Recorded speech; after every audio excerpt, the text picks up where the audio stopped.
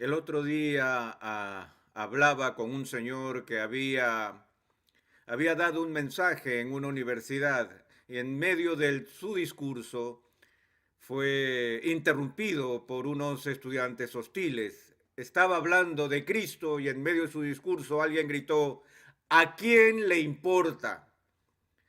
Y cuando me lo explicaba dijo: uy, la audiencia era hostil. Y parece que cada vez más hay una creciente hostilidad en nuestra nación hacia la fe cristiana y un creciente sentido de beligerancia de parte de las fuerzas anticristianas y de las pro-cristianas, una lucha que se ha dado por mucho tiempo. En algunas ocasiones pienso que los incrédulos en este país están muy preocupados de que los cristianos militantes traten de forzar adhesiones religiosas a través de las leyes en los no creyentes, y ellos tienen miedo con justa razón. Les recuerdo a mis hermanos y hermanas que la primera enmienda de la Constitución de los Estados Unidos protege tanto al no cristiano como protege al cristiano, y tenemos que ser muy, muy cuidadosos con eso. Pero a menudo existe este sentido de molestia y hostilidad dirigido contra los cristianos, contra los ministros, los teólogos, los televangelistas y así sucesivamente. Pero en medio de todo eso, lo que encuentro muy rara vez es que alguien públicamente critique la integridad de Jesús. Pienso, por ejemplo, en un comentario que George Bernard Shaw hizo una vez, donde él estaba criticando a Jesús. Él no era cristiano, y Shaw se refirió de Jesús cuando criticó su comportamiento. Él dijo: hubo momentos en que Jesús no se comportó como un cristiano. Y pensé que había algo de ironía en eso, que cuando George Bernard Shaw quiso criticar a Jesús, no pudo encontrar una norma moral más alta con la cual criticar que el estándar de Cristo mismo. Y como dije, cuando encuentro focos de verdadera hostilidad dirigida contra mí, contra la iglesia, contra la historia de la influencia cristiana, al parecer hay un tipo de restricción acerca de Jesús. De todos los seres humanos que han vivido, dudo que haya habido un ser humano que haya engendrado un respeto más universal por su integridad que Jesús de Nazaret.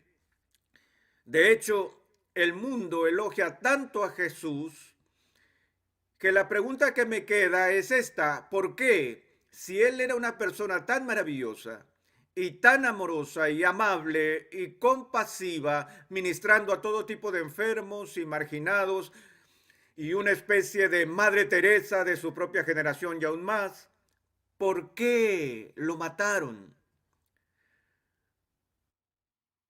No solo fue ejecutado, sino que las masas clamaron por su sangre.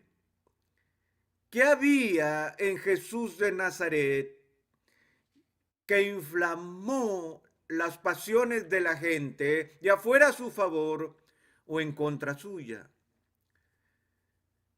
Me gustaría leer un pasaje del Evangelio de Marcos que creo que empieza a responder esta pregunta en particular. El cuarto capítulo del Evangelio de Marcos, comenzando en el verso 35, leemos esto: aquel día, cuando llegó la noche, les dijo a sus discípulos: pasemos al otro lado. Y despidiendo a la multitud, le tomaron como estaba en la barca. Y había también con él otras barcas, pero se levantó una gran tempestad de viento y echaba las olas en la barca de tal manera que ya se anegaba. Y él estaba en la popa durmiendo sobre un cabezal. Ustedes tienen la idea, esto pasa en el mar de Galilea, que es un lugar con un fenómeno topográfico anómalo en Palestina, a causa de un túnel de viento que existe entre el desierto de Transjordania y el mar Mediterráneo. Así que lo que sucede en esta situación geográfica es que hay una especie de túnel de viento que está dirigido al mar de Galilea. Y tormentas de una proporción violenta pueden aparecer sin previo aviso en ese lago. De hecho, yo estaba ya hace unos años atrás y tomé un crucero de excursión por el mar de Galilea, y aún hoy, con el equipo náutico más moderno, los marineros nos decían que todavía vivían con miedo mortal de estas tormentas raras que ocurren aún hoy allí. Pues aquí están los discípulos que eran pescadores experimentados. Ellos habían navegado en ese lago 1000 veces, y una de estas tempestades violentas estalla en medio de la noche. Y las olas son de proporciones gigantescas. El viento está soplando y en cada segundo el barco está en peligro inminente de voltearse y matar a los pescadores. Y mientras tanto, Jesús está durmiendo en el barco. Me disgusta ese tipo de gente. Los he visto en aviones. Estuve en un vuelo donde las azafatas estaban gritando de pánico, donde el avión estaba cayendo 1000 pies por una turbulencia violenta y el tipo a mi lado está profundamente dormido. Y quería sacudirlo y decirle: ¿qué? ¿Es usted calvinista o algo por el estilo? ¿Qué pasa con usted? ¿No se da cuenta que estamos a punto de estrellarnos en cualquier momento? Esas personas de espíritu calmado y tranquilo pueden dormir en medio de todo. Bueno, este es Jesús, profundamente dormido en la parte trasera de la barca. Ahora, la Biblia dice algo fascinante aquí. Dice que los discípulos tenían miedo. Ahora no hay nada particularmente fascinante acerca de eso, pero yo quisiera aplicar eso a algo. Cuando yo estaba enseñando en un seminario de Filadelfia hace unos años atrás, enseñé un curso sobre el ateísmo académico.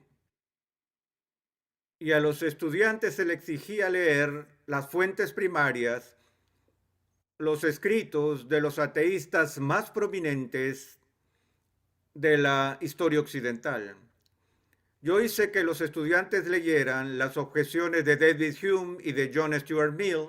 Hice que otros estudiantes leyeran las obras de Nietzsche y de Ludwig Feuerbach. Hice que los estudiantes leyeran la crítica que Marx hizo contra el teísmo cristiano, y a Kaufman y a otros, Sartre, Camus.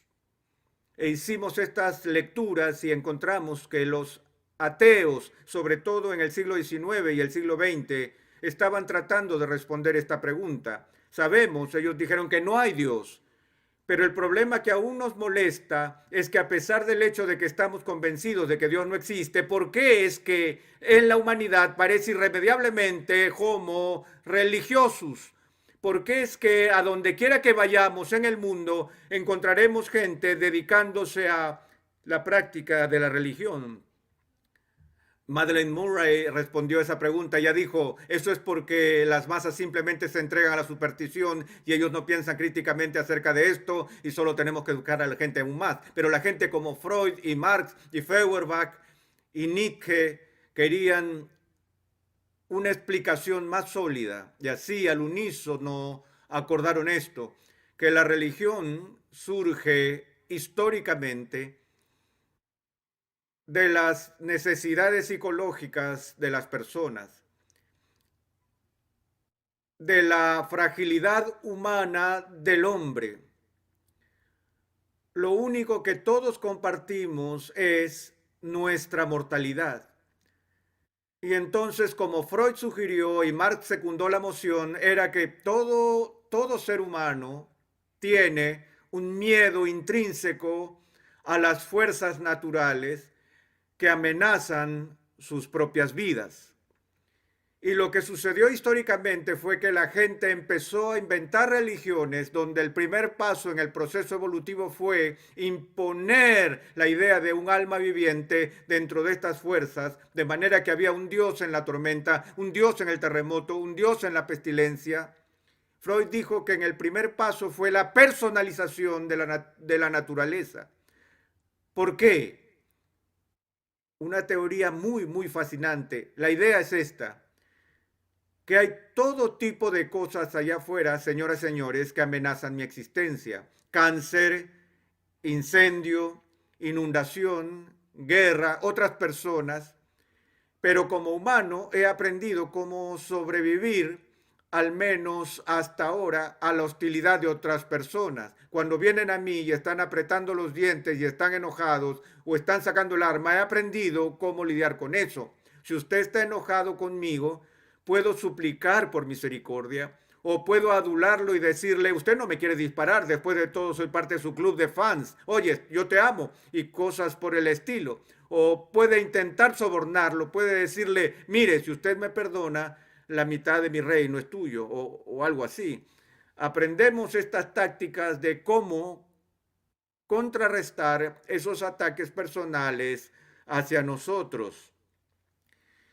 Pero la pregunta que Freud estaba haciendo es la siguiente: ¿cómo se puede negociar con un huracán o una inundación? No se puede suplicar a una tormenta, no se puede sobornar a un terremoto, no se puede adular al cáncer y hacerlo desaparecer. Esas son fuerzas impersonales, no personales, que amenazan con destruirnos. Y así Freud dijo, lo que hacemos es proyectar en la naturaleza características personales para que podamos hablar a la tormenta y muy pronto sacralizamos la naturaleza, es decir, hablamos de estas deidades que están en estas fuerzas o por encima. En una versión simplificada es monoteísmo, donde solo hay que hablar con un Dios de todos sus problemas. Así que si adoran a Dios y honran a Dios y entregan su diezmo y envían su cheque y hacen todas estas cosas, entonces Dios con poder suficiente sobre la tormenta les protegerá de todos estos problemas. Han visto casos en la televisión donde ministerios ponen el énfasis en la prosperidad y en la salud y todo eso, que Dios siempre quiere estas cosas, y oímos este concepto de proclámalo y recíbelo, que todo lo que hay que hacer para experimentar la prosperidad y sanación y todo lo demás es mencionarlo con fe y confianza y Dios entregará esas cosas. Yo estaba jugando al golf con un hombre aquí en Texas la última vez que estuve allí. Estaba pasándola muy mal. Durante los primeros 9 hoyos botó la pelota por todos lados. Nos fuimos al 10º y evaluó su situación y dijo, bueno, a partir de ahora voy a empezar a jugar golf. Basta de tiros malos. Le dije, está bien. Él golpeó la bola y no pasó del piso. Tomó un palo número 5, se metió en las rocas. Después de dar 6 golpes más, aún no estaba en el green. Se volvió hacia mí y me dijo, ya me cansé de proclámalo y recíbelo. Pero ciertamente tenemos una capacidad de proyectar nuestras peticiones y deseos sobre la naturaleza, como Freud indicó. Y él dijo, religión es lo siguiente, por nuestro miedo a la naturaleza inventamos un Dios. Es así de simple.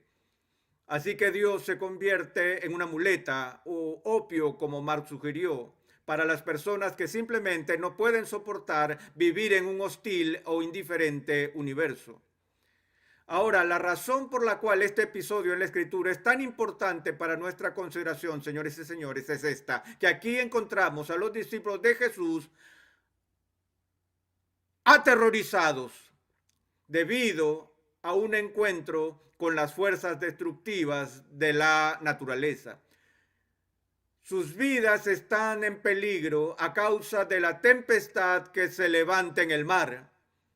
Y la Biblia dice que ellos estaban asustados. ¿Y qué hace la gente asustada en medio de una crisis? De inmediato van a su líder y ellos fueron a la parte trasera del barco y sacudieron a Jesús para despertarlo y le dijeron, Maestro, haz algo o perecemos.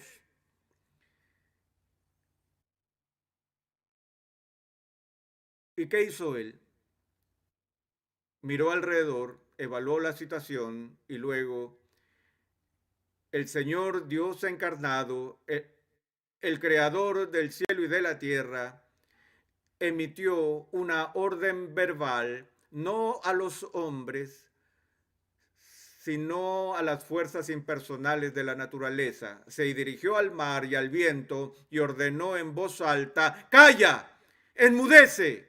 Y al instante la respuesta del cosmos, en obediencia, se dio así. El mar se volvió como en vidrio y el viento era tan tranquilo que no había ni una brisa en el aire. Ahora, lo que captó mi atención en esta narración es la siguiente línea. ¿Cuál es la respuesta de los discípulos cuando Jesús elimina la amenaza clara y presente de la naturaleza? ¿Acaso dice que lanzan sus gorros al aire de alegría y dicen, oh, sabíamos que lo harías? No, el texto nos dice que en ese momento ellos se llenaron de mucho pánico. Es decir, que en vez de que sus miedos se calmaron y se apaciguaron, sus miedos ahora se intensificaron. Lo que Freud no entendió, señoras y señores, es que adentro del corazón humano hay algo a lo que se le teme más que a cualquiera de las fuerzas impersonales de la naturaleza, y ese es el poder y la presencia de una persona que es santa. Y ahora los discípulos están temblando y hacen esta pregunta: ¿qué clase de hombre es este, que aún el viento y el mar le obedecen? ¿Se acuerdan que en una sesión anterior hablé sobre la xenofobia? El estar apartados de Dios, esa diferencia de Dios que nos amenaza y nos asusta. Los discípulos dicen, espera un minuto, acabamos de ser testigos hoy de una visualización de un tipo de humanidad que nos es completamente desconocido. Cada vez que ustedes conocen a una nueva persona, el cerebro tantea todo un catálogo de respuestas. Si esa persona sonríe, eso dice una cosa. Si una persona frunce el ceño, eso dice otra cosa. Si son personas altas, tenemos todas esas categorías y catálogos que utilizamos desde nuestra experiencia como seres humanos. Y aprendemos cómo estar con otras personas a través de nuestra experiencia. Hace unos años había un movimiento en este país en pro de una terapia en la cual se suponía que todo el mundo tenía que sacarse la ropa literalmente, que todo estaba visible y revelar los secretos más profundos de su corazón. Y se premiaba esa apertura de mente, ¿cierto? ¿Lo recuerdan? Y todo el mundo dijo, yo quiero ser vulnerable. Y ese movimiento duró muy poco, ya que la gente quedó brutalmente herida cuando se abrían demasiado. Eso me recuerda a la historia de 3 ministros que llegaron a los camerinos después de jugar golf y tuvieron una sesión espontánea de confesión de pecados. Y uno de ellos dijo, ¿saben que mi conciencia realmente me molesta? Estoy tratando de ser un pastor y de ser íntegro, pero he tenido esta debilidad con la que he luchado toda mi vida y es una debilidad por la bebida. Él dijo, bebo mucho a escondidas y no he sido capaz de tener la victoria. Los otros 2 dijeron, ay hombre, es eso, bueno, vamos a orar por ti. Y el segundo dijo, bueno, tengo que confesar que tengo una lucha también, me tienta la lujuria todo el tiempo y he sido capaz de controlar mi comportamiento, pero mis pensamientos no siempre han sido puros y yo simplemente no sé cómo conseguir la victoria en esta situación. Amigos, ¿van a orar por mí? Y ellos respondieron, sí. Y el tercero no dijo nada y los otros le dijeron, ¿y tú no tienes alguna tentación? Él dijo, sí. Y ellos dijeron, bueno, ¿cuál es? Él dijo, soy un chismoso compulsivo y no puedo esperar a salir de acá.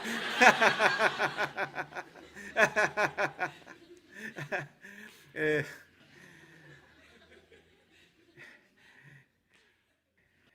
Era mucho para ser vulnerables. La razón por la que somos tan cerrados y tan cuidadosos en no abrirnos con los demás y mostrarnos tal como somos es porque cada uno de los que están en esta sala ha sido traicionado. Usted derramó su corazón y su alma delante de alguien, ya sea alguien pisoteó toda su alma. Eso le pasa 2 o 3 veces a cada persona y aprendemos a ponernos una coraza encima, ¿cierto? Y no queremos ser vulnerables, ser abiertos, por lo que usamos este mecanismo de cómputo para catalogar y analizar con cuidado a cada ser humano. Esta persona es confiable, esa persona no lo es. Bueno, los discípulos vieron a Jesús y sus computadoras se volvieron locas y dijeron, espera un minuto, no tenemos una categoría para este hombre. Nunca hemos visto a alguien que sea tan otro, tan diferente, tan independiente, tan apartado de lo normal que puede ordenar al mar y el mar le obedece. En otras palabras, señores y señores, lo que espantó a los discípulos es que repentinamente se dieron cuenta de que estaban en presencia del Santo. Y su miedo se incrementó. Esta no es la única vez que ese tipo de cosas sucede en el Nuevo Testamento. En otra ocasión, la misma gente con el mismo mar, leemos que los discípulos estuvieron pescando toda la noche y al volver sus redes estaban vacías. Y Jesús se acerca a ellos, ustedes conocen la historia, y le dice a Pedro, ¿cómo te fue? Y él le dijo, fue una noche pésima, no hay peces. Y Jesús le dice, bueno, Pedro, ¿por qué no tomas las redes y las echas al otro lado de la barca? Ahora recuerden que el perfil de personalidad de Pedro que muestra la Biblia es uno que lo describe como alguien impetuoso. ¿Se imaginan lo que Pedro pensó cuando Jesús le dijo que lanzara la red al otro lado? Puedo oírlo. Al menos en su mente dijo, mira Jesús, eres un teólogo fantástico, un maestro religioso por excelencia, pero dame algo de crédito, por favor. Soy un pescador profesional. He tirado la red por todos lados del barco durante toda la noche. ¿Vas a tratar de decirme ahora cómo pescar? Pero tú eres el maestro, soy el discípulo. Vamos a tomarlo con humor, amigos. Tiren la red por la borda. Y ustedes saben lo que pasó. Cada pez en el mar de Galilea saltó sobre esa red. Tuvieron que traer otro barco al lado y ahora son dos a punto de hundirse porque están tan llenos de peces. Ahora, ¿qué hace Pedro? Recuerden que Pedro es judío. Él es un hombre de negocios. Él no pesca por diversión, él pesca con fines de lucro. Yo sé lo que haría si fuera Pedro. Habría buscado en mi túnica un contrato y hubiera dicho, bien Jesús, este es el trato. Somos socios, nos vamos 50-50, todo lo que quiero es 5 minutos al mes. Tú solo vienes aquí un sábado al mes y me dices dónde pongo las redes y eso sería todo. Es el 50% de las ganancias, eso es lo que haría yo. Pero eso no es lo que Pedro hizo. ¿Pueden creer lo que Pedro le dijo a Jesús? Pedro miró a Jesús y le dijo esto. Es asombroso. Él le dijo, apártate de mí, que soy un hombre pecador.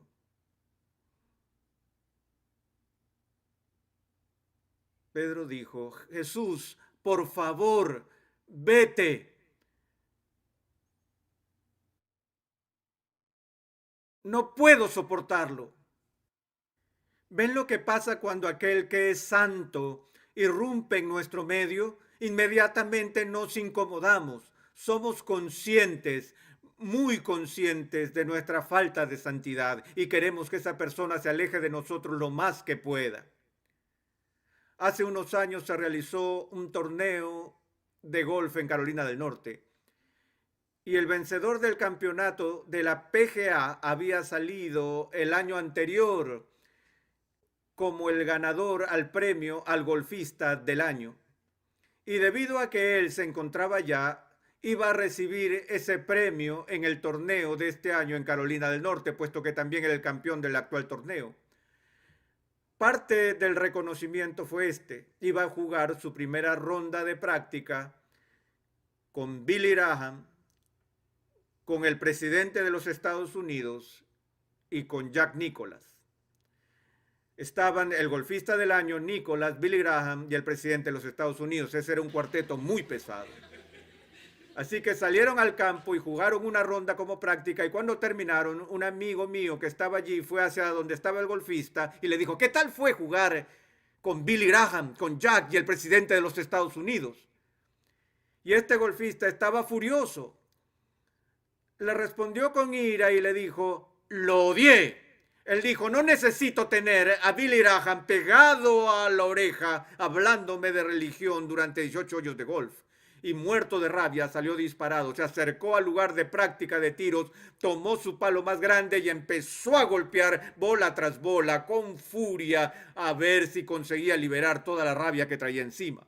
Mi amigo fue hacia él, se sentó muy tranquilo y lo observó hasta que el balde de bola se acabó. Y vino y le dijo, hey, Billy realmente te lanzó la artillería pesada, ¿ah?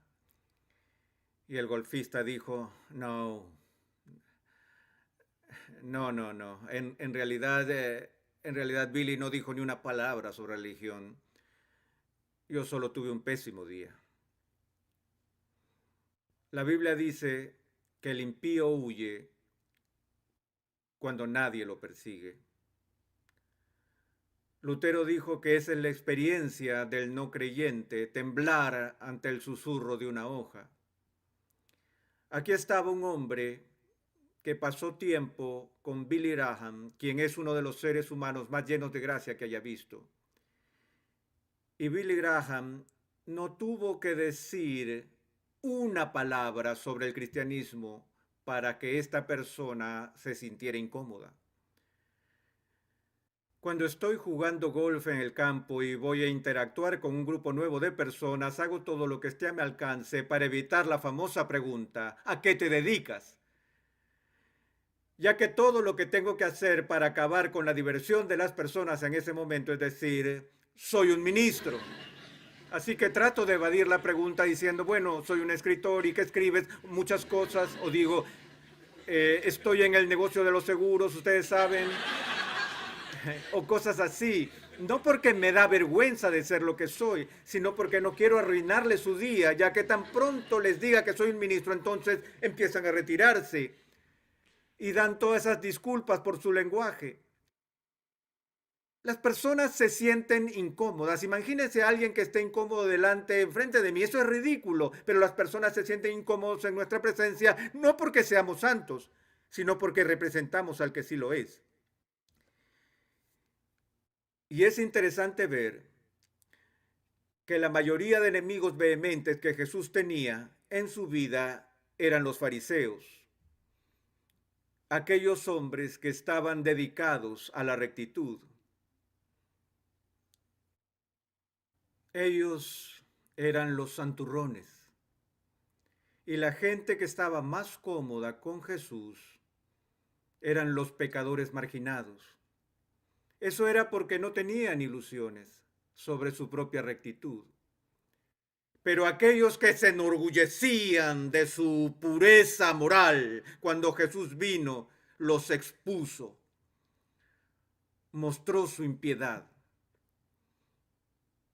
Porque cuando llega la luz, las tinieblas no pueden estar en su presencia. Cuando Pedro le dijo a Jesús, por favor vete, Jesús no se fue. Para el gozo eterno de Pedro, Jesús no hizo caso a esta invitación. En vez de eso le dijo, Pedro, ven acá. Tú ven a mí. ¿Estás agobiado? ¿Estás cargado? Yo te voy a dar paz. Ven, señoras y señores, el secreto peor guardado en todo el mundo está bien escondido, pero es algo terrible que sigue oculto. Se trata de la invitación a venir a la presencia de un Dios santo. Sartre dijo en sus escritos que la última cosa que él hubiera querido hacer era presentarse ante la mirada implacable de un Dios santo. Sin embargo, David, después de haber sido sometido al escrutinio de Dios, le dijo al Señor, examíname, oh Dios, y conóceme. El secreto que el cristiano lleva a todas partes con él es el conocimiento de que el único lugar donde realmente podemos ser vulnerables, el único lugar donde podemos estar cómodos, donde podemos estar desnudos sin temor, es en la presencia de Cristo. Tenemos que llegar a entender que a pesar de que tenemos incorporada esa antipatía y ese miedo hacia lo santo, Y aunque reconocemos que no somos santos en Cristo, señoras y señores, somos bien recibidos. El apóstol nos dice que los primeros frutos de la justificación de una persona son dos cosas: la paz con Dios y el acceso en su presencia. Estoy seguro que hay gente en esta habitación ahora mismo y otros que verán la grabación de esta serie que no tienen paz con Dios, que todavía están diciendo como Pedro: por favor, vete Jesús, tú me haces sentir incómodo. Y yo le digo a usted, le suplico que si ha estado escuchando esta serie sobre el carácter de Dios, considere un par de cosas. Uno, que no hay escape posible, jamás, de la santidad de Dios. Vas a tener que tratar con Él ahora o en algún momento. Por lo que le pido que ahora mismo lo resuelvas. Entiendas que hay una justicia que Dios ha provisto para usted en Cristo y que no es la suya misma, es una justicia ajena, es una justicia externa a usted, es la justicia de Cristo que se ofrece libremente para usted si es que se somete al señorío de Cristo. Todo lo que Él tiene y todo lo que Él ha hecho llega a ser suyo. Y las peores tormentas de la ira divina que se puede imaginar son silenciadas para siempre. Y Dios declara la paz. Y usted experimenta la experiencia de Isaías cuando oyó la palabra de Dios que dice: he aquí, tu maldad ha sido quitada.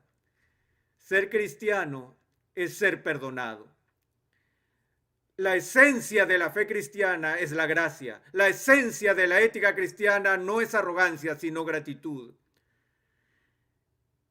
Y perdónenos si usted no es creyente y nos hemos presentado ante usted como santurrones, porque le garantizo que no hay cristiano en esta sala que sea justo por sí mismo. Pero soluciónelo ahora y para siempre. Oremos. Padre, perdónanos por huir de tu presencia en terror. Padre, perdónanos por participar en hostilidad contra ti. Padre, cúbrenos con la justicia de Cristo y que por una vez y para siempre en nuestras vidas podamos estar cómodos en tu presencia. Lo pedimos en el nombre de Jesús. Amén.